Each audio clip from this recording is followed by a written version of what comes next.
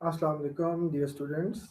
I hope कि आप सब खैरियत से होंगे और ठीक होंगे और आपके जो मिड टर्म एग्ज़ाम है वो बड़े अच्छे तरीके से आपने उसे अटेम्प्ट किया होगा और बड़े ज़बरदस्त नंबर्स आए हैं आपके। Keep it up. और अब ये है कि हम जो नेक्स्ट टॉपिक्स हैं जो कि हमने अपने फाइनल एग्ज़ाम तक कवर करने हैं वो हम स्टार्ट करेंगे और उसके अलावा एक छोटा सा रिव्यू भी है जो मैं आपको देना चाहता हूँ। एक और बात है वो ये है कि जिनके तो अच्छे नंबर आए हैं और मेजॉरिटी ऑफ क्लास के अच्छे नंबर हैं वो तो बड़ी अच्छी बात है। जिनके अच्छे नंबर नहीं आए वो डिसहार्ट होने की बिल्कुल ज़रूरत नहीं है। मैं आपको टिप्स एंड ट्रिक्स भी बताऊंगा और इसके अलावा क्योंकि ये मैथ्स का पेपर है तो उसके अंदर आप अब जो 75 मार्क्स हैं उसमें से आप 75 आउट ऑफ 75 भी ले सकते हैं। ऑल्दो कि थोड़ा सा मुश्किल है लेकिन आई थिंक 65 प्लस लेना तो कोई इसके अंदर मुश्किल बात है ही नहीं। तो आप लोगों ने हिम्मत नहीं हारनी। मैं आपको बकायदा गाइड करूंगा, टिप्स एंड ट्रिक्स दूंगा और स्मार्ट स्टडी के साथ आप देखेंगे कि आप जो है अपना जो ग्रेड है वो बड़े अच्छे अंदाज में अपलिफ्ट कर लेंगे। तो जी मिड टर्म्स तक जो हमने कवर किया वो लीनियर अलजेब्रा के हवाले से हमने सिस्टम ऑफ लीनियर इक्वेशंस को देखा और जो सिस्टम ऑफ लीनियर इक्वेशंस को हमने उसके अंदर स्टडी किया उसके अंदर सबसे पहले तो हमने ये देखा कि सिस्टम ऑफ लीनियर इक्वेशन से मुराद क्या है, लीनियर इक्वेशंस होती क्या है। हमने उसके अंदर one linear equation in one variable फिर हम टू साइमल्टेनियस इक्वेशंस की तरफ आ गए, फिर थ्री साइमल्टेनियस इक्वेशंस की तरफ। उसमें फिर हमने ये देखा कि number of variables one two three very करते हैं, उनको हमने देखा। और फिर ये देखा कि इनसे मुराद क्या है, solution of A system of linear equation से मुराद क्या है। तो फॉर इंस्टेंस अगर आपके पास टू इक्वेशंस टू वेरिएबल्स हैं तो उसमें हमने एक्स और वाई लेट से दो अननोन्स हैं, एक्स और वाई की वो वाली वैल्यूज हमने मालूम करनी है जो दोनों इक्वेशंस को जब हम पुट करें उसके अंदर तो लेफ्ट हैंड साइड और राइट हैंड साइड जो है वो सेम आ जाए। अब सॉल्यूशन फाइंड करने के लिए हमने उसके काफ़ी सारे मेथड्स देखे। सबसे पहला मेथड जो हमने देखा दैट वाज सब्स्टिट्यूशन मेथड। जो दूसरा मेथड हमने देखा दैट वाज एलिमिनेशन मेथड। उसके बाद हम इन्वर्स इन्वर्स मेथड पे चले गए और इन्वर्स फाइंड करना जो हमने देखा उसमें हमारे पास दो तरीके। इन्वर्स एक आप एडजॉइंट और डिटर्मिनेंट के ज़रिए से फाइंड करते हैं और इन्वर्स एक आइडेंटिटी मैट्रिक्स को कन्वर्ट करके इन्वर्स फाइंड किया जाता है उस पर रो ऑपरेशंस लगा के। फिर उसके बाद हमने क्रैमर्स रूल को स्टडी किया जिसके अंदर आप जो है वो डिटर्मिनेंट्स के ज़रिए से सॉल्यूशन फाइंड करते हैं।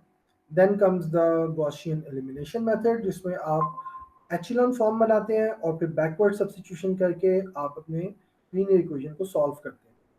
उसके बाद जी गॉस जॉर्डन एलिमिनेशन मेथड, उसमें आप जो है वो रिड्यूस्ड एचेलॉन फॉर्म बनाते हैं और उसके अंदर आपके पास जो सोल्यूशन है वो रेडिली अवेलेबल हो जाता है जो अननोन्स होते हैं। और फिर हमारे पास फाइनली एल यू डिकम्पोजिशन कि अगर आप एक मैट्रिक्स को लोअर ट्रायंगुलर और अपर ट्रायंगुलर में डिकम्पोज कर लें तो फिर आपका जो एक ज़रा थोड़ा सा कॉम्पिटिशनली कॉम्प्लेक्स लीनियर सिस्टम जो होता है वो दो इजी जो लेस कॉम्पिटिशनली जिनके लिए कंपटीशन कम चाहिए एवेल्यूएट करने के लिए उनमें कन्वर्ट हो जाता है और फिर आप एक दफ़ा बैकवर्ड सब्स्टिट्यूशन और एक दफ़ा फॉरवर्ड सब्स्टिट्यूशन से उसको जो है वो हल कर लेते हैं। तो एल यू डिकम्पोजिशन में आपके पास तीन बुनियादी स्टेप्स हो गए। पहला ये कि आप अपनी पूरी की पूरी मैट्रिक्स को एल यू डिकम्पोजिशन के अंदर लेके आए, lower triangular and upper triangular, उसका पूरा एक मेथड है। फिर आप उसके अंदर बैकवर्ड सब्स्टिट्यूशन करें और फिर आप उसके अंदर फॉरवर्ड सब्स्टिट्यूशन करें। आपने अपने एक लीनियर सिस्टम को दो इजी लीनियर सिस्टम्स में कन्वर्ट कर लिया कि जिसके लिए आपको इन्वर्स कैलकुलेट करने की ज़रूरत नहीं रहती।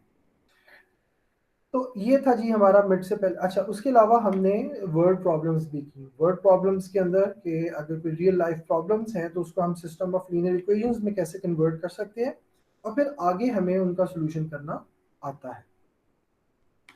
अब जो है हम मिड के बाद स्टार्ट करने लगे हैं। एक रिव्यू है कॉम्प्लेक्स नंबर्स का। यकीनन आपको कॉम्प्लेक्स नंबर्स के हवाले से पहले भी पता होगा, लेकिन जस्ट एक रिव्यू मैं आपको देना चाहता हूँ कि कॉम्प्लेक्स नंबर्स क्या होते हैं और इन कॉम्प्लेक्स नंबर्स के ऊपर क्या क्या ऑपरेशंस जो हैं वो परफॉर्म हो सकते हैं। So let's start with this review. तो सबसे पहले तो हम ये देखते हैं कि कॉम्प्लेक्स नंबर की डेफिनेशन क्या है और ये ओरिजिनेट कैसे होते हैं। तो अगर आप यहाँ पर इस इक्वेशन को देखें, which is ax square plus bx plus c equals to 0. Now this is a quadratic equation. This is a second degree equation, and quadratic equation इसकी standard form है, where a is the coefficient of x square, b is the coefficient of x, and c is the constant term. और अगर हम इसका solution देखें, यानी कि ये सिंगल वेरिएबल है x, तो इसका सॉल्यूशन हमारे पास क्वाड्रेटिक फार्मूला है जो आप एफएससी के अंदर ड्राइव करते हैं बाकायदा तौर पे। Plus minus under root b square minus 4ac whole divided by 2a। अब इसके अंदर अगर आप देखें तो आपके पास दो सॉल्यूशंस आएंगे, क्योंकि this is a second degree. ये फंडामेंटल थ्योरम ऑफ अलजेब्रा है, इसको आपने बड़े अच्छी तरह अपने जहन में रखना है कि जो पॉलिनोमियल की डिग्री होती है आपके उसके उतने ही सॉल्यूशंस जो है वो निकलते हैं। अगर ये लीनियर पॉलिनोमियल होता, इसकी डिग्री 1 होती, तो इसका एक ही सॉल्यूशन आपके पास आता सिंगल वेरिएबल के अंदर। अगर ये सेकंड डिग्री का है तो इसके दो सॉल्यूशंस आएंगे जो कि यहाँ यहाँ पर आपको नजर आ रहे हैं। अगर इसकी डिग्री 3 होती, ये क्यूबिक पॉलिनोमियल होता, तो इसके तीन जो है आपके पास सॉल्यूशंस आते हैं। सो ये दो सॉल्यूशंस कैसे हैं, अगर आप यहाँ पर देखें तो जो पहला सॉल्यूशन है उसको मैं x1 कह लेता हूँ, that is minus b with plus under root b square minus 4ac over 2a। और जो x2 है दैट इज विद, ये प्लस माइनस लिखा हुआ है यहाँ पर, तो with minus b minus under root b square minus 4ac over 2a। ठीक है, तो ये दो सॉल्यूशंस हैं। अब यहाँ पर एक जो इम्पॉर्टेंट स्पेकुलेशन है वो ये है कि आपके पास जो अंडर रूट होता है, इसके अंदर अगर आपके पास नेगेटिव टर्म आ जाए तो वो जो नेगेटिव टर्म होती है उसका अंडर रूट एग्जिस्ट नहीं करता, उसका स्क्वायर रूट एग्जिस्ट नहीं करता। फॉर एग्जांपल अगर मैं आपसे ये कहूँ कि x square minus 1 equals to 0 का सोल्यूशन क्या होगा, तो आप क्या करेंगे कि एक्स स्क्वायर इक्वल्स टू 1, 1 को दूसरी तरफ ले जाएं और यहाँ पर ये स्क्वायर ख़त्म करने के लिए अंडर रूट दोनों तरफ लेंगे। तो यहाँ पर जब आप इसका यहाँ पर भी स्क्वायर रूट लेंगे, यहाँ पर भी स्क्वायर रूट लेंगे, और जब ये स्क्वायर रूट यहाँ से ख़त्म होगा तो यहाँ पर प्लस माइनस आ जाएगा। तो अंडर रूट वन, वन का अंडर रूट वन ही होता है, तो ये आपके पास प्लस माइनस 1 आ जाएगा। अब यहाँ पर इसके दो सोल्यूशन है, जब आप इसके अंदर 1 पुट करेंगे इवन तब भी ये सेटिस्फाई होगा, जब आप -1 पुट करेंगे एक्स स्क्वायर की जगह पे तो तब भी ये सेटिस्फाई होगा, बिकॉज स्क्वायर जो है वो प्लस का स्क्वायर तो प्लस ही होगा, नेगेटिव का स्क्वायर भी वो प्लस कर देगा। तो ये आपके पास दो सोल्यूशन आ गए। लेकिन अगर हम इसमें इस इक्वेशन को देखें x square plus 1 equals to 0, तो यहाँ पर अब एक प्रॉब्लम जो है वो हमें नजर आ रहा है, दैट इज एक्स स्क्वायर हम प्लस 1 को दूसरी तरफ ले जाते हैं, दैट इज -1। अब यहाँ पर क्या होगा, हम यहाँ पर जब अंडर रूट लेंगे तो that will be plus minus under root -1। Now this is a problem because यहाँ पर आपके पास जो x है वो प्लस माइनस अंडर रूट -1 आ गया। You cannot solve this. उसकी रीज़न ये है कि ये आपसे क्या कह रहा है, ये आपसे ये कह रहा है कि आप ऐसा नंबर बताएं कि जिसको जब मैं अपने आप से मल्टीप्लाई करूं तो आंसर जो है वो -1 आ जाए। I will keep it simple for you. अगर मैं आपसे ये कहूँ कि 4√, तो आपसे मैं ये पूछना चाह रहा हूँ कि ऐसे ऐसा कोई नंबर बताएं जिसको जब मैं अपने आप से मल्टीप्लाई करूं, यानी कि उसका स्क्वायर लूं, तो 4 आ जाए, राइट? तो ऐसे कौन कौन से नंबर है? एक तो 2 है, 2 मल्टीप्लाई बाय 2 आपको पता है 4 हो जाता है, ये देखें, +2 +2। और एक -2 मल्टीप्लाई बाय -2, तब भी आंसर 4 आ जाता है। तो अगर आप देखें तो 4 के आपके पास दो रूट्स आते हैं, एक आपके पास +2 आता है और एक आपके पास -2 आता है, राइट? तो अब आपको यहाँ से ये पता चल गया कि इसका मतलब ये है कि आप वो वाला ऐसा नंबर बताएं जिसको अपने आप से मल्टीप्लाई करें, यानी कि अपने स्क्वायर लें, तो आपके पास 4 आ जाए। There are two numbers, 2 and -2। लेकिन अगर मैं आपसे ये कहूँ कि -4√, अब ये नेगेटिव टर्म आ गई अंडर रूट के अंदर, स्क्वायर रूट के अंदर, तो आप मुझे बताएं कि ऐसा कौन सा नंबर है जिसको जब मैं अपने आप से मल्टीप्लाई करूंगा तो आंसर -4 आ जाएगा? ऐसा कोई भी नंबर नहीं है, बिकॉज अगर आप 2 लेंगे तो फिर आपको 2 से ही मल्टीप्लाई करना पड़ेगा, जो कि 4 आएगा। और अगर आप -2 लेंगे तो आपको -2 से ही मल्टीप्लाई करना पड़ेगा, विच इज अगेन 4। तो ऐसा कोई भी नंबर नहीं है जिसका जब आप स्क्वायर लेंगे तो वो नेगेटिव आंसर देगा, ये तो आप सबको पता है। तो इसका मतलब ये हुआ कि this equation is not solvable. अब इसका सोल्यूशन ये निकाला गया कि बजाय इसके कि हम स्टक हो जाते हैं यहाँ पर, मैथमेटिशियंस यहाँ पर स्टक हो जाते हैं, उन्होंने मैथ्स को आगे एडवांस करने के लिए इसका एक हल निकाला, इसका एक सोल्यूशन निकाला, ताकि मैथ्स जो है वो आगे एडवांस हो। और वो सोल्यूशन जो है वो कॉम्प्लेक्स नंबर की फॉर्म में अभी मैं आपके साथ डिस्कस करूंगा। वो ये है कि √-1 की जो आपके पास ये टर्म आई है, इसको उन्होंने अज्यूम कर लिया कि this is something I, iota, इससे रिप्रेजेंट कर लिया। और फिर जहां कहीं भी √-1 आएगा आप उसको आयोटा लिखेंगे और आप मूव फॉरवर्ड कर जाएंगे। तो अब इससे क्या होगा कि अगर हम ये पिछली इक्वेशन देखें, मैं यहाँ पर दोबारा लिख लेता हूँ। अगर आप यहाँ पर लिखें x² + 1 = 0, तो यहाँ पर आपके पास इसका जो सोल्यूशन आया था दैट इज x = +-1 अब यहाँ पर √-1 को अगर आप आयोटा से रिप्लेस कर दें तो दिस इज प्लस आयोटा। तो आपके पास दो यहाँ पर आंसर आ गए, एक आपके पास x का आंसर सॉल्यूशन सेट जो है वो एक आयोटा आ गया और एक -आयोटा। तो ये कॉम्प्लेक्स नंबर का मैं थोड़ा सा आपको इंट्रोडक्शन दे रहा हूँ और ये आपको बता रहा हूँ कि ये कॉम्प्लेक्स नंबर ओरिजिनेट कैसे हुए। अब इसके अंदर फर्दर चीज़ें जो हैं वो ये हैं कि कॉम्प्लेक्स नंबर को हम किस तरह डिनोट कर सकते हैं। तो कॉम्प्लेक्स नंबर को डिनोट करने के लिए आपके पास जो नोटेशन यूज होती है that is a+b iota। Let's see this is a complex number z। अब इसके अंदर अगर आप देखें, so let me show you here।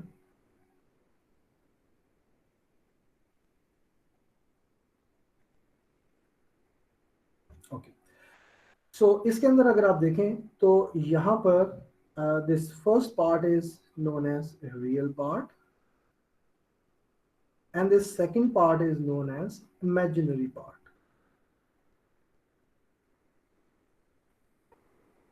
अच्छा, इसे इमेजिनरी क्यों कहते हैं?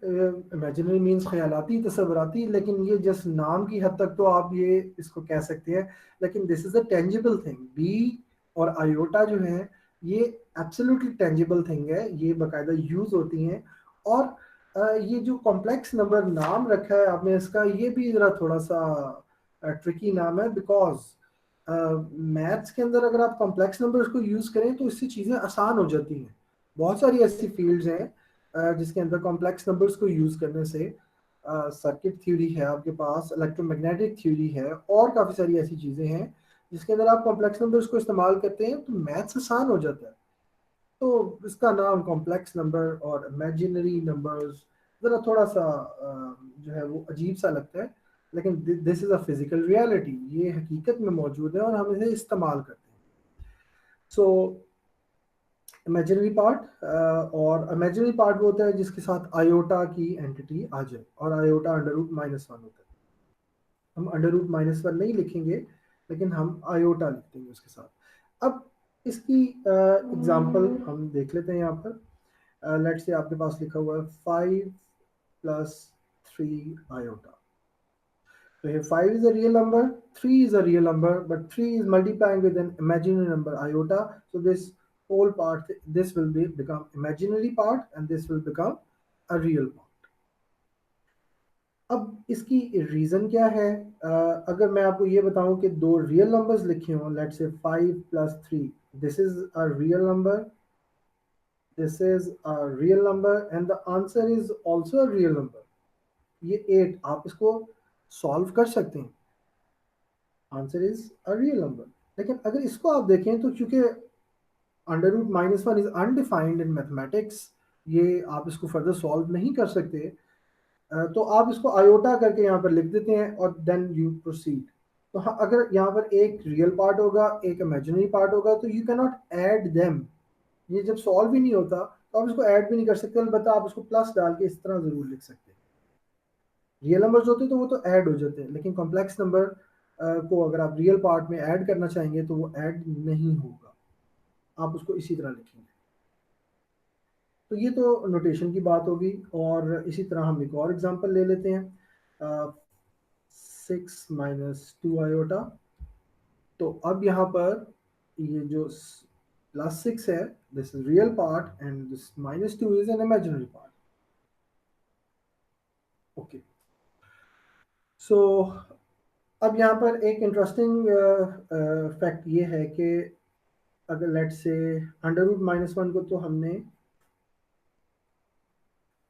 आयोटा लिख दिया, अगर यहाँ पर अंडर रूट माइनस फोर होता तो इसको हम कैसे लिख सकते थे? अब इस चीज़ को अगर आप देखें तो हम स्क्वायर रूट की प्रॉपर्टीज़ को यूज़ करके इसको हम लिख सकते हैं 4 इंटू माइनस वन, और जब भी अंदर मल्टीप्लिकेशन हो रही हो तो हम स्क्वायर रूट को दोनों के पर अलग अलग लिख सकते हैं, which is under root 4 into under root minus 1, and then we know that under root minus 1 is iota and under root 4 is 2. So this will become 2 iota, right? और इसके साथ आप प्लस माइनस जो है वो इस स्क्वायर रूट के साथ आप लगा सकते हैं। तो ये आप देखें कि आपके पास कोई भी अगर अंडर रूट के अंदर नंबर लिखा हो तो आप उसको अल्टीमेटली इमेजिनरी पार्ट के अंदर जो है वो कन्वर्ट कर सकते हैं आयोटा, और साथ उसके एक जो रियल नंबर है वो मल्टीप्लाई होके इस फॉर्म में, इस प्रोडक्ट की फॉर्म में आप उसको लिख सकते हैं। अगर कोई क्वेश्चन है तो आप मेरे से यहाँ पर कर सकते हैं।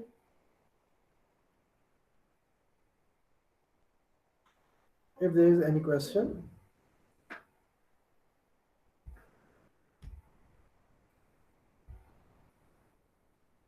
Okay. जी अब्दुल्ला ताहिर, हसनैन अली, असवद अली, एनी क्वेश्चंस? कोई क्वेश्चन? तो ये आपको क्लियर होगा, ठीक है, good. Yes sir, clear.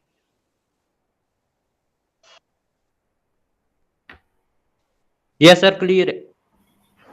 Very good. अच्छा जी, अब हम आगे मूव करते हैं और हम अब जो है वो फर्दर ऑपरेशंस को देखते हैं कि जो कि अर्थमेटिक इसके ऊपर कॉम्प्लेक्स नंबर्स के ऊपर लग सकते हैं। सो सबसे पहले हम ये देखते हैं कि अगर iota under root minus one, what is the square of iota? The square of iota will be under root minus one whole square, and iota square is, the square will be cancelled with the square root will be minus 1. So this is very interesting. जो iota का square है that is a real number. So iota square is a real number. अच्छा, अब यहाँ पर ये question ये generate होता है कि अगर आयोटा स्क्वायर कैलकुलेट किया तो आयोटा क्यूब क्या होगा। सो आयोटा क्यूब को अगर हम देखें तो that will B iota square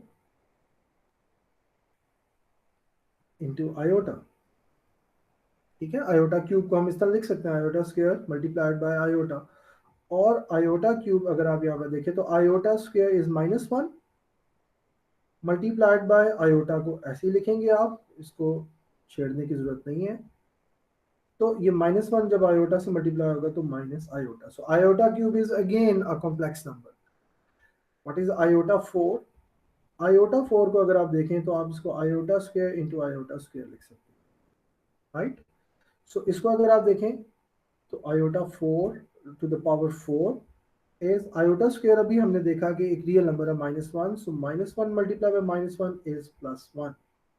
तो iota to the fourth power is +1। So यहाँ से हमें ये इस चीज़ का अंदाज़ा हो रहा है कि जो ऑड पावर्स हैं आयोटा की वो कॉम्प्लेक्स नंबर ही रहेंगे, और जो आपके पास इवन पावर्स हैं आयोटा की वो अल्टीमेटली आपके रियल नंबर्स में जो है वो आपके सामने आते जाएंगे। और ये एक साइकिल की सूरत में 1 - 1 1 - 1 iota minus iota and then plus iota, ये आपके पास एक साइकिल की सूरत में रिपीट होता जाएगा। अब जी अगली चीज हम जो देख रहे हैं that is operations on complex numbers. So let us define two complex numbers here. C1, which is equal to A1 plus B1 iota,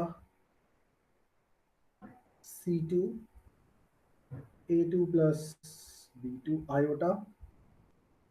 And now I want to add these two complex numbers C1 and C2. तो इसका तरीका ये होता है कि जो real part है वो रियल पार्ट में ऐड होता है, और जो कॉम्प्लेक्स पार्ट है वो कॉम्प्लेक्स पार्ट में ऐड होता है।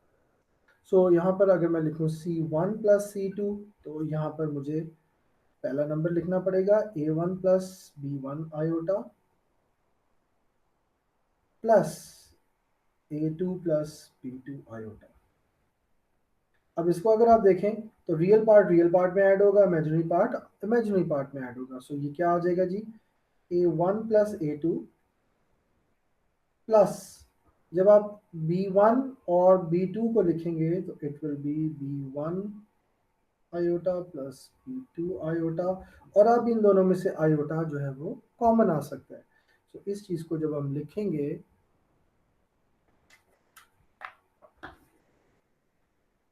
तो that will be A1 A2 plus iota common आ जाएगा और B1 B2। तो यहाँ से हमें इस चीज़ से पता चला कि अगर दो कॉम्प्लेक्स नंबर्स को आपने ऐड करना है तो रियल पार्ट को रियल पार्ट में ऐड करके रियल पार्ट की जगह पे लिख दें, और इमेजिनरी पार्ट को इमेजिनरी पार्ट में ऐड करके साथ उसके जो है वो आयोटा लगा दें। तो इसकी एक एग्जांपल कर लेते हैं ताकि हमें बिल्कुल क्रिस्टल क्लियर हो जाए कि what we are talking about. And the example is, let's say we want to add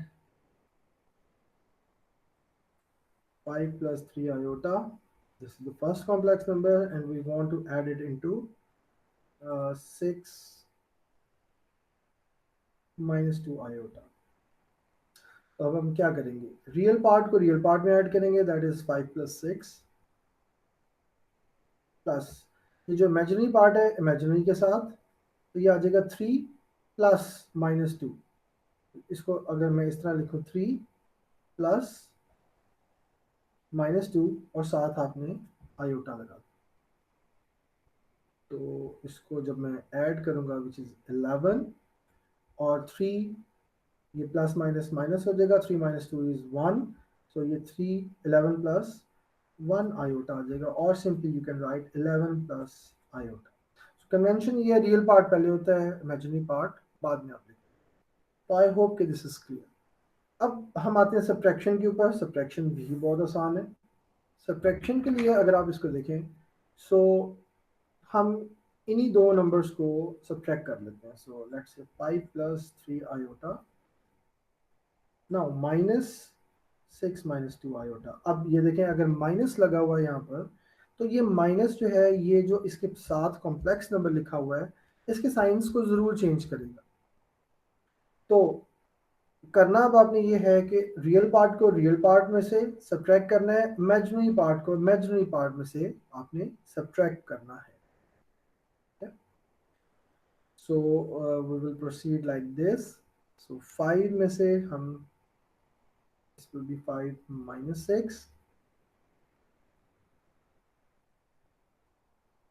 plus this thing into 3 minus आपने -2 इसमें से करना है और साथ आपने आयोटा लिख देना।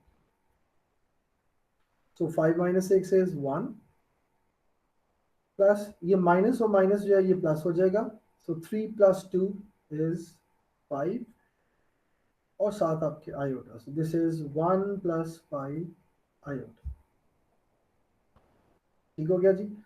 सो इसको अगर हम थोड़ा सा डिटेल में देखना चाहे, जैसे हमने एडिशन को देखा है, तो हम इसको इस तरह देख सकते हैं कि you have two complex numbers C1 same as A1 plus B1 iota. Sir -1 आएगा ना ऊपर, -1 + 5 iota. Yes you are right, thank you. ये यहाँ पर माइनस आएगा बिकॉज ये माइनस जो है -6 है, तो बड़े का साइन यहाँ पर आ जाएगा। Thank you.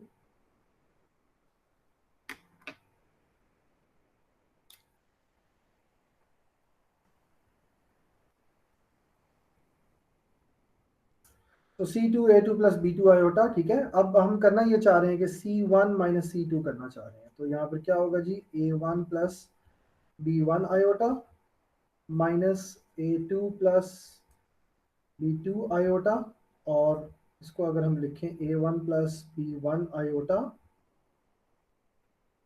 अब इस माइनस को अंदर आप मल्टीप्लाई कर देंगे, -1 लिखा हुआ है, तो -1 into A2 is -A2 and -B2 iota. अब आपने रियल पार्ट को रियल पार्ट में से, ये देखें ये A1 जो है ये C1 का रियल पार्ट है और A2 जो है ये C2 का रियल पार्ट है, तो आपने यहाँ पर लिखना है A1 minus A2। Got it. और इसी तरह अगर आप देखें तो यहाँ पर आएगा प्लस B1 आयोटा और -B2 आयोटा। अब यहाँ से अगर आप आयोटा कॉमन ले लें, तो इससे क्या होगा कि आपके पास ये इस तरह फॉर्म बन जाएगी, A1 minus A2 plus iota common B1 minus B2। So ultimately आप देख लें कि यहाँ पर जो रियल पार्ट है फर्स्ट नंबर का, उसमें से सेकंड कॉम्प्लेक्स नंबर का रियल पार्ट जो है वो सब्ट्रैक्ट होगा, तो ओवरऑल आपका जो रिजल्टेंट रियल पार्ट है वो आ जाएगा। और इसी तरह प्लस डाल के आप आयोटा लिखेंगे और जो C1 का इमेजिनरी पार्ट है B1, उसमें से आप C2 का इमेजिनरी पार्ट सब्ट्रैक्ट कर देंगे, तो आपके पास रिजल्टेंट जो है वो इमेजिनरी पार्ट यहाँ पर आपके सामने आ जाएगा। यही चीज़ मैंने ये ऊपर एग्जांपल में की है। आई होप कि आपको एडिशन और subtraction of complex number clear होगी। अब हम चलते हैं जी मल्टीप्लिकेशन के ऊपर।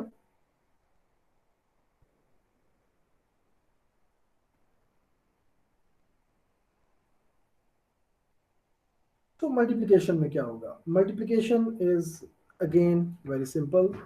We want to multiply C1 with C2, तो यहाँ पर हम इसको इस तरह लिख सकते हैं, A1 plus B1 iota multiply by A2 plus B2 iota.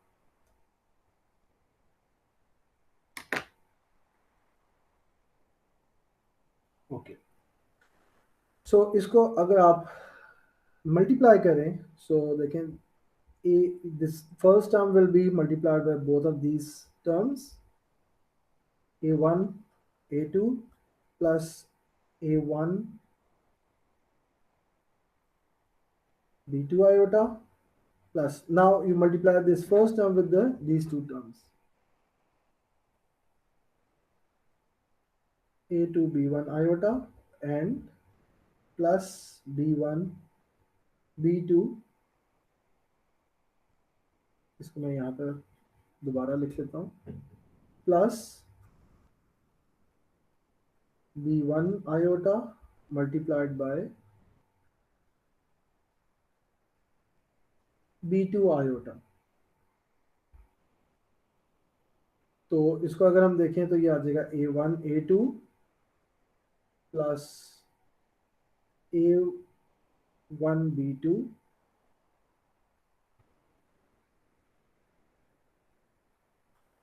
Plus a2 b1 iota.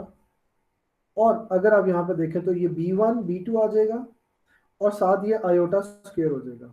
तो चले मैं एक स्टेप और कर लेता हूँ। This will be b1 b2 iota square.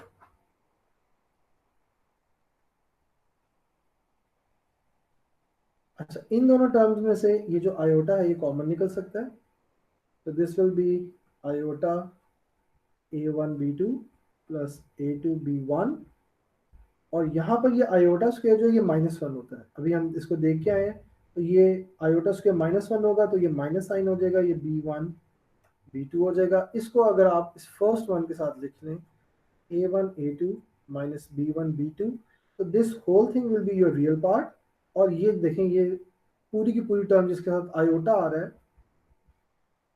a1 b2 plus a2 b1, this is your imaginary part. So मैं इसको यहाँ पर लिख भी देता हूँ। This whole thing is your real part for the product of C1 C2, and this whole thing is your imaginary part for the product of C1 C2। So एक तो तरीका ये है कि आप दो कॉम्प्लेक्स नंबर्स को पकड़ें, मल्टीप्लाई करें, इस पूरे मेथड से गुजरें। दूसरा तरीका ये है कि अगर आपको ये चीज़ याद है, कोएफिशिएंट्स याद हैं, तो जस्ट आप उन कोएफिशिएंट्स को यहाँ पर प्लग इन करें और जो है रिजल्ट यहाँ से निकाल लें। तो इसकी एक एग्जांपल भी देख लेते हैं ताकि हमें क्लियर हो जाए।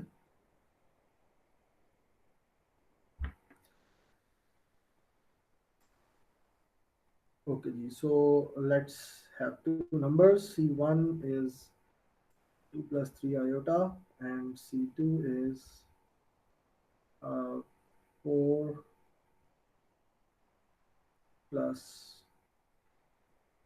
let's say, 2 iota. So let's give it a try. ठीक है, इसको आप 1 मिनट के अंदर इसको सॉल्व करें एंड लेट्स सी दैट कि आपका क्या रिजल्ट आता है।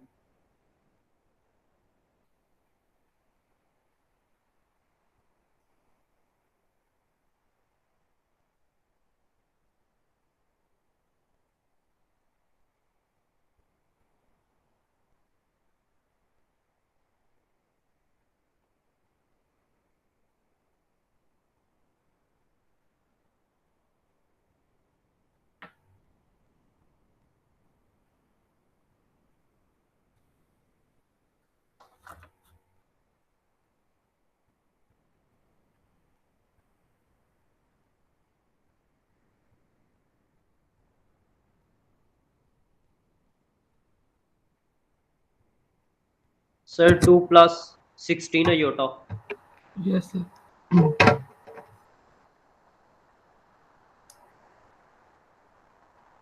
2 plus 16 आयोटा तो नहीं आएगा इसका आंसर। सर यही आ रहा है।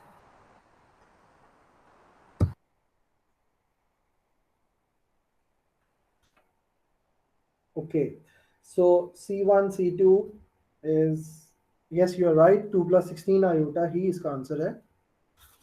So I think आपको ये बात क्लियर होगी। तो इसको करना कैसे है, बहुत सिंपल है। 2 plus 3 iota and 4 plus 2 iota, you just multiply। 2 into 4 is 8 and then 2 into 2 is 4 iota plus 3 into 4 is 12 iota plus 3 iota into 2, 3 into 2 is 6 and iota square is -1, so it will be -6। अब ये देखें 8 minus 6 जो है ये 2 हो जाएगा और 4 iota और 12 iota ये 16 iota हो जाएगा। So you're right, answer is 2 plus 16 iota। Now we are moving towards the next operation, the conjugate। Okay, so conjugate of a complex number।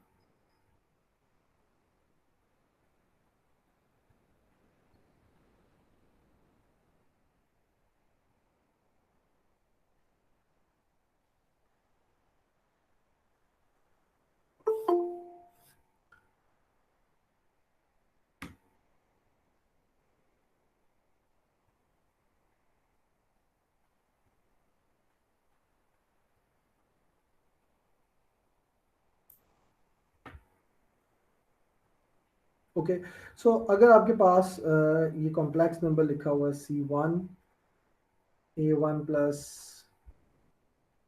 B1 iota, तो C1 का जो कॉन्जुगेट होगा हम उसके ऊपर बार डाल देंगे इस तरह, और इसका जो कॉन्जुगेट होगा हम A1 माइनस B1 आयोटा, यानी कि आयोटा जब भी होगा उसको आप रिप्लेस कर देंगे माइनस आयोटा से। अगर माइनस आयोटा होगा उसको आयोटा से रिप्लेस कर देंगे, और अगर आपके पास आयोटा होगा तो नेगेटिव आयोटा। आप ये देखें यहाँ पर आपके पास जो रिप्लेस किया है वो इस आयोटा को माइनस आयोटा से जब रिप्लेस किया है तो ये देखिए ये प्लस साइन माइनस साइन में कन्वर्ट हो गया। Now this whole thing is the conjugate of C1। ठीक होगी बात। अब इसको एक एग्जांपल के जरिए से भी अगर आप देख लें तो यहाँ पर लेट्स से अगर लिखा हुआ है 5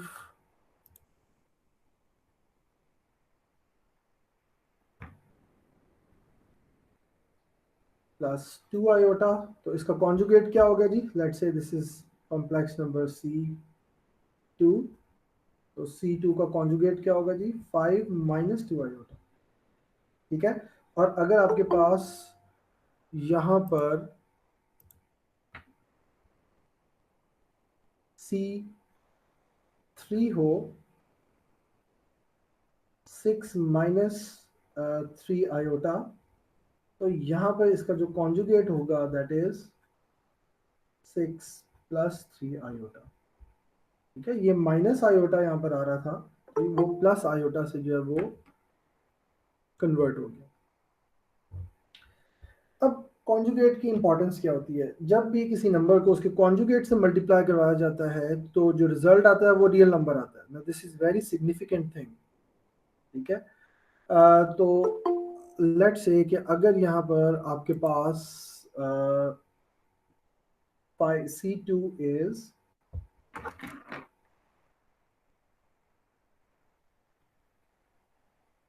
5 plus 2 iota, okay, we have to multiply C2 को C2 के कॉन्जुगेट से हमने मल्टीप्लाई करके देखना और देखना कि क्या रिजल्ट आता है।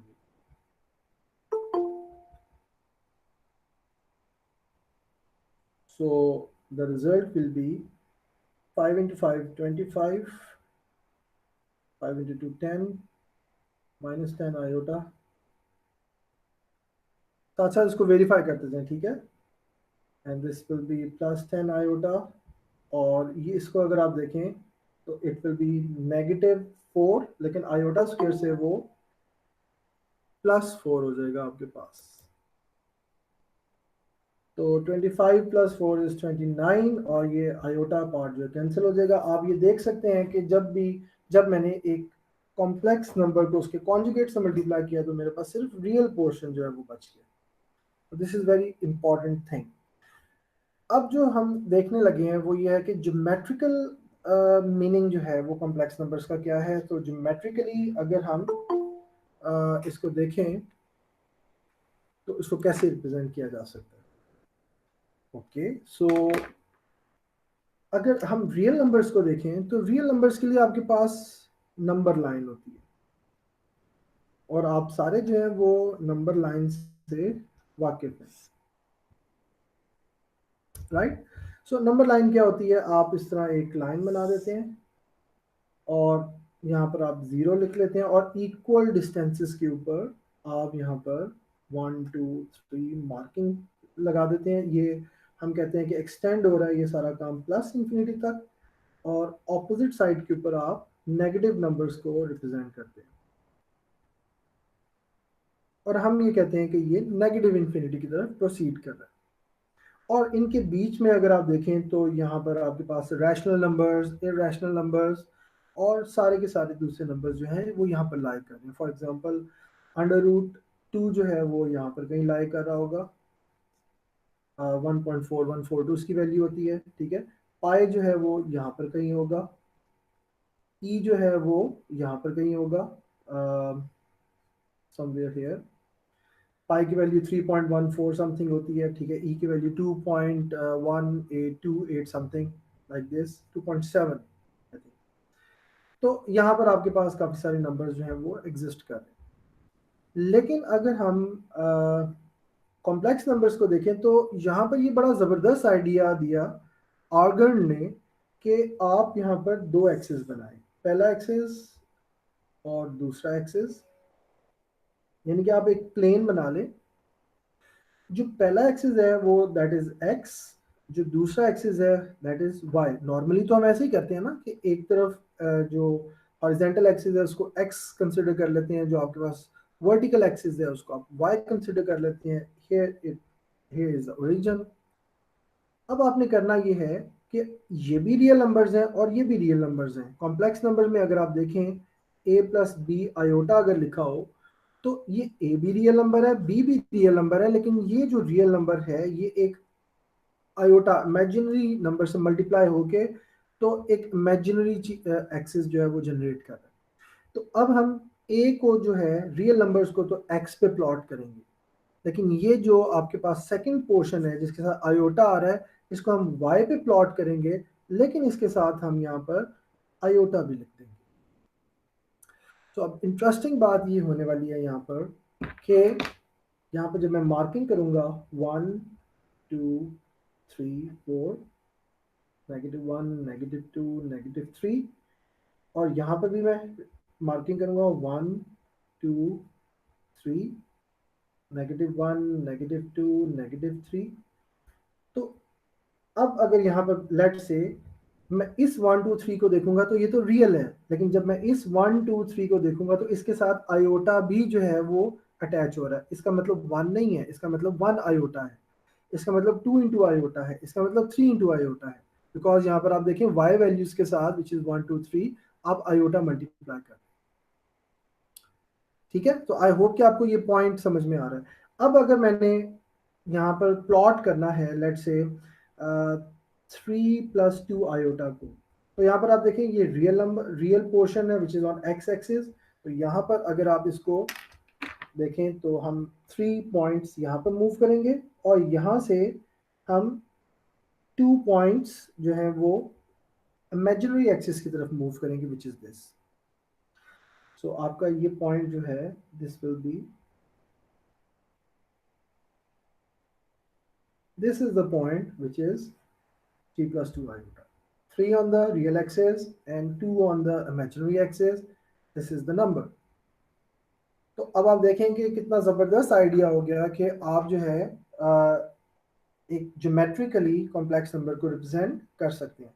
और यहाँ पर अब बात ये आती है कि कॉम्प्लेक्स नंबर का वेक्टर्स के साथ क्या ताल्लुक बनता है। वेक्टर्स को अगर आप 2D प्लेन के अंदर देखें तो 2D प्लेन के अंदर vector is something like this. आपने इस तरह देखा होगा कि ये वेक्टर्स बन रहे हैं आपके पास, राइट। तो यहाँ पर अगर ये पॉइंट है इसको मैं ओरिजिन के साथ ज्वाइन कर दूं तो ये कॉम्प्लेक्स नंबर जो है एक वेक्टर की सूरत इख्तियार कर जाता है। जब भी मैं किसी प्लेन के ऊपर कॉम्प्लेक्स नंबर्स का पॉइंट आइडेंटिफाई करूंगा और उसको ओरिजिन के साथ जोड़ दूंगा जिसमें ओरिजिन पे टेल होगी और उस पॉइंट पे हेड होगा, so this vector is the representation of this complex number.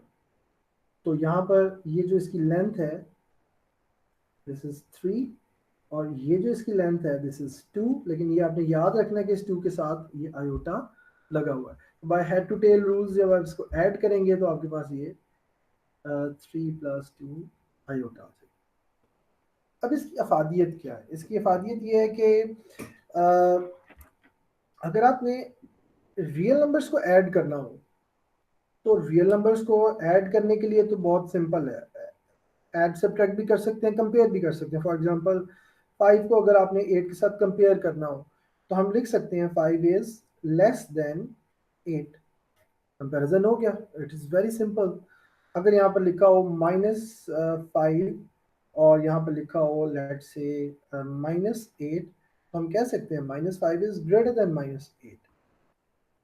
Negative sign जब लग जाए तो मैग्नीट्यूड जितना बड़ा होता है उतना ही छोटा हो जाता है नंबर। ठीक है, जैसे आप नंबर लाइन पे देख सकते हैं -5 पहले आएगा, -8 जो है वो आगे कहीं यहाँ पर आएगा, वो छोटा होगा। नंबर लाइन पे लेफ्ट साइड पे जितनी चीज़ें हैं वो छोटी होती हैं, जैसे जैसे आप राइट साइड पे मूव करते हैं वो बड़ी होती जाती है।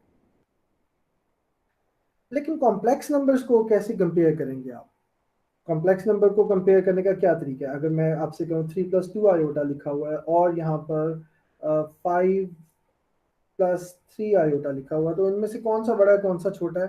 अब आप यहाँ पर जब तक आपके पास आयोटा की वैल्यू नहीं होगी आप कंपेयर नहीं कर सकते। सो फिर इसके लिए आप क्या टिप जो है वो यूज करेंगे? सो 5+3 आयोटा भी लेट्स से मैं यहाँ पर प्लॉट कर लेता हूँ। 5 is this, 3 is this,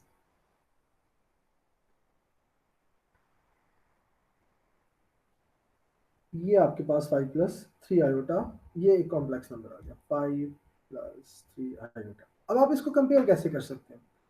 so compare करने का तरीका ये है कि आप कॉम्प्लेक्स नंबर का जो वेक्टर है, ये जो वेक्टर बना है, इसका मैग्नीट्यूड ले लें। और आप में से कोई मुझे बता सकता है कि वेक्टर का जो मैग्नीट्यूड है वो कैसे लिया जा सकता है? अभी सर जी, √5 स्क्वायर प्लस 3 स्क्वायर। ज़बरदस्त। वो डिस्टेंस फार्मूला जो आप यूज़ करते हैं उसके ज़रिए से आप ले सकते हैं। सो लेट्स से कि ये मेरे पास कॉम्प्लेक्स नंबर 1 है, ये मेरे पास कॉम्प्लेक्स नंबर 2 है और मैंने इनका मैग्नीट्यूड लेना है। ठीक है, तो मैग्नीट्यूड लेने का तरीका ये है कि आप C1 का जो मैग्नीट्यूड लेंगे that will be under root real part का स्क्वायर प्लस इमेजिनरी पार्ट का square.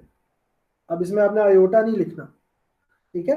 The length of the real part which is 3 and the length of the imaginary part, जिसमें आयोटा आपने नहीं लिखना, सिर्फ उसका आपने ये देखना है कि उसके साथ आयोटा के साथ नंबर क्या मल्टीप्लाई है, विच इज 2। तो ये देखिए, the x component is 3, the y component is 2, and you can take the magnitude like this. This is basically the application of distance formula. तो यहाँ पर Pythagoras theorem भी आप कह सकते हैं इसको। So 3 square is 9 plus 2 square is 4 and the answer is under root 13. C1 का मैग्नीट्यूड 13 आ गया। अगर मैं यहाँ पर C2 का मैग्नीट्यूड लूँ तो that will B 5 square plus 3 square which is equal to 25 plus 9 which is equal to C2 and 34। अच्छा, अब आप बेहतर सिचुएशन में है कि आप C1 और C2 को आपस में कंपेयर कर सकें, राइट? Under root 13 √34 sir. जी, ये अंडर रूट 34 होगा, बिल्कुल यू आर राइट। अब आप बेहतर सिचुएशन में है कि अंडर रूट 13 और अंडर रूट 34 को आप कंपेयर कर सकें। तो अंडर रूट 13 का आंसर डेफिनेटली छोटा होगा, अंडर रूट 34 का आंसर डेफिनेटली बड़ा होगा। आप अंडर रूट कैलकुलेट करके देख लें तो हम कह सकते हैं कि C2 is greater then C1। Complex numbers को आपने जो आपने कंपेयर करना है वो रियल नंबर्स के तरीके से नहीं करना। आप उसको 2 डायमेंशनल प्लेन के ऊपर कॉम्प्लेक्स नंबर्स को प्लॉट करें और फिर उसकी वेक्टर फॉर्म बनाएं, और वेक्टर फॉर्म का जब आप उसका मैग्नीट्यूड लेंगे तो that will give you some value, और उन वैल्यूज को आप कंपेयर कर सकते हैं। तो यहाँ तक अगर कोई क्वेश्चन है तो आप मेरे से पूछ सकते हैं। एक चीज़ रह गई है विच इज़ द डिवीजन, और डिवीजन के लिए मैं आपको दावत देता हूँ कि आप थोड़ा सा डिवीजन के हवाले से सोचें और फिर मुझे बताएं कि दो कॉम्प्लेक्स नंबर्स को अगर डिवाइड करना हो, so how we can proceed to sir find division. Sir sir real number को रियल नंबर से डिवाइड करेंगे और इमेजिनरी को इमेजिनरी से। नहीं, ऐसे तो नहीं होगा। लेट्स सी कि हम करना क्या चाह रहे हैं। हम ये करना चाह रहे हैं कि C1 डिवाइडेड बाय C2, या हम इसको इस तरह भी लिख सकते हैं C1 डिवाइडेड बाय C2। अब यहाँ पर आपको C1 की वैल्यू पता है, A1 plus B1 iota divided by A2 plus B2 iota. अब अगर आपके पास सिंपल रियल नंबर्स होते तो वो तो डिवाइड करना है, आपके पास एल्गोरिथम मौजूद है बाकायदा। आप बचपन से सीखते आए हैं कि अगर लेट से लिखा हो कि 15 डिवाइडेड बाय 3, तो आप 15 को इधर अंदर रखते हैं, 3 को इधर रखते हैं और फिर आप डिवाइड करते हो 3 into 5 15, no remainder, just stop here the quotient is 5, the divisor is 3, the dividend is 15, the remainder is 0. ये तो एल्गोरिथम आपको पता है पूरा, आप इसको सॉल्व करते आए। सर डिवीजन के लिए हम लोग नीचे वाले का कॉम्प्लेक्स नंबर से मल्टीप्लाई डिवाइड करवा देंगे।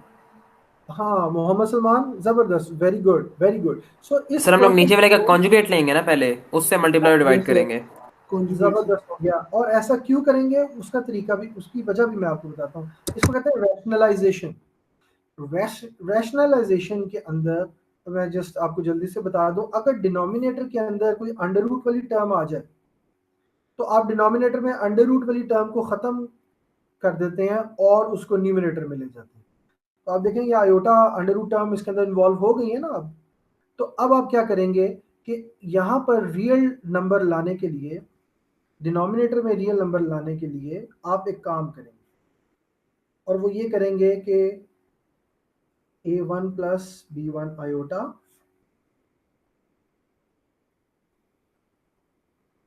अब मैं किस नंबर से डिनोमिनेटर को मल्टीप्लाई करूं कि यहाँ पर रियल नंबर आ जाए। अभी थोड़ी देर पहले मैंने बताया कि कॉम्प्लेक्स नंबर के कॉन्जुगेट से उसको जब मल्टीप्लाई करते हैं तो वहां पर रियल नंबर आ जाते हैं। तो मैं क्या करता हूँ कि डिनोमिनेटर में मैं a2 माइनस b2 आयोटा से मल्टीप्लाई करता हूँ, ये इसका कॉन्जुगेट आ गया डिनोमिनेटर का। लेकिन इस इक्वेशन को बैलेंस करने के लिए फिर मुझे यहाँ पर मल्टीप्लाई भी करना पड़ेगा, ताकि ये दोनों टर्म्स एक दूसरे से कैंसल आउट हो जाए और ये जो ओवरऑल डिवीजन है उस पर कोई असर ना पड़े। अगर किसी एक चीज़ को मैं एक ही नंबर से मल्टीप्लाई और डिवाइड कर दूं, उसकी सेहत पे कोई फ़र्क नहीं पड़ता। लेकिन इससे होगा क्या कि नीचे आपके पास एक रियल टर्म आ जाएगी और ऊपर आपके पास जो है एक कॉम्प्लेक्स नंबर की फॉर्म में आ जाएगा, और इसका जो नेट रिजल्ट आपके पास निकलेगा जब आप इसे सॉल्व करेंगे, तो after the solution you will find out that you will get this form: a1 a2 plus b1 b2 whole divided by a2 square plus b2 square minus a1 b2 plus a2 b1 iota a2 square plus b2 square। देखें ये जब denominator multiply होगा तो यहाँ पर a2 square plus b2 square आ जाएगा। ऊपर आपके पास चार टर्म्स आएंगी जिसमें से आपने रियल टर्म्स को अलग करके लिख लिया और इमेजिनरी टर्म्स को अलग करके लिख लिया, और डिनोमिनेटर दोनों के साथ स्प्लिट हो जाएगा। तो इसको जब आप सॉल्व करेंगे you will get something like this. अब मैं आपको एक एग्जांपल देता हूँ। आपने 2 माइनस 5 आयोटा को डिवाइड करना है -3 + 4 आयोटा से। ठीक है जी, ये आप जल्दी से सॉल्व करें और फिर यहाँ पर हमारे लेक्चर का आज इख्तिताम हो जाएगा। आज हमने जो लर्न किया है वो बेसिकली कॉम्प्लेक्स नंबर्स के हवाले से हमने एक इंट्रोडक्शन लिया है, जो कि आप पहले भी पढ़ चुके हैं, लेकिन फिर भी एक पूरा उसको भरपूर अंदाज से हमने स्टडी किया। Addition, what is a complex number, कहाँ से ओरिजिनेट होते हैं, फिर उनकी रिप्रेजेंटेशन, फिर उनके अर्थमेटिक ऑपरेशंस और कॉन्जुगेट ऑपरेशन, और फिर उसके बाद जो है हमने उसकी एग्जांपल्स की, सारा कुछ उसको हमने तसल्ली से आज हमने कवर किया। तो जस्ट एक आखिरी बात मैं आपको बता दूं, वो ये है कि जब भी आप कॉन्जुगेट लेते हैं, ये देखें, अगर ये लेट से ये नंबर 1 2, ये नंबर है जी 3 प्लस आयोटा। ठीक है, तो आप मुझे बताएंगे इसका जो कॉन्जुगेट होगा वो कहां पर आएगा? वो 3 माइनस आयोटा पे आएगा, यानी फोर्थ क्वाड्रेंट में। यस बिल्कुल ठीक है, ये यहाँ पर इस जगह पे आएगा, which is this। तो ये 3 माइनस आयोटा आ गया, और इन दोनों को जब आप हेड टू टेल रूल्स के मुताबिक ऐड करेंगे तो आप देखेंगे, ये मैं आपको यहाँ पर ऐड करके दिखाता हूँ। हेड टू टेल रूल के मुताबिक जब आप इस वेक्टर को इस वेक्टर में ऐड करेंगे तो क्या ये इस तरह की सिचुएशन नहीं बन जाएगी, something like this,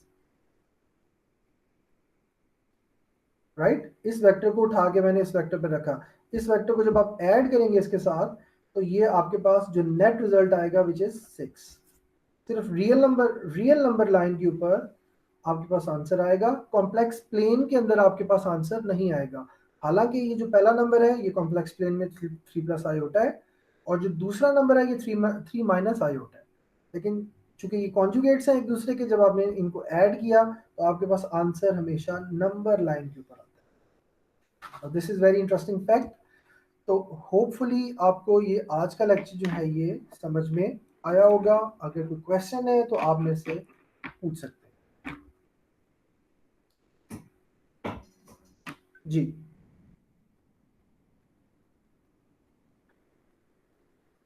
anyone has any questions?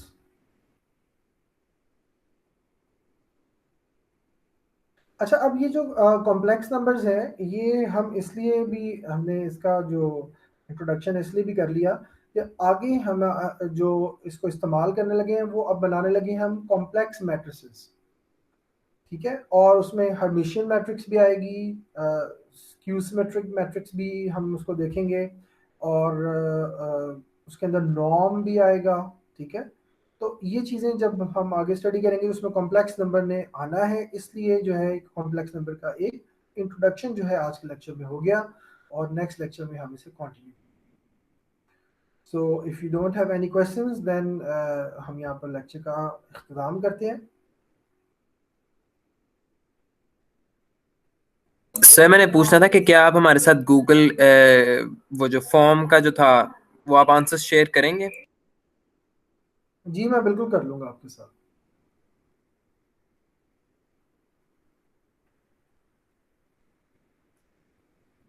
So, Ji, thank you very much for joining the lecture, and I will meet you in the next lecture.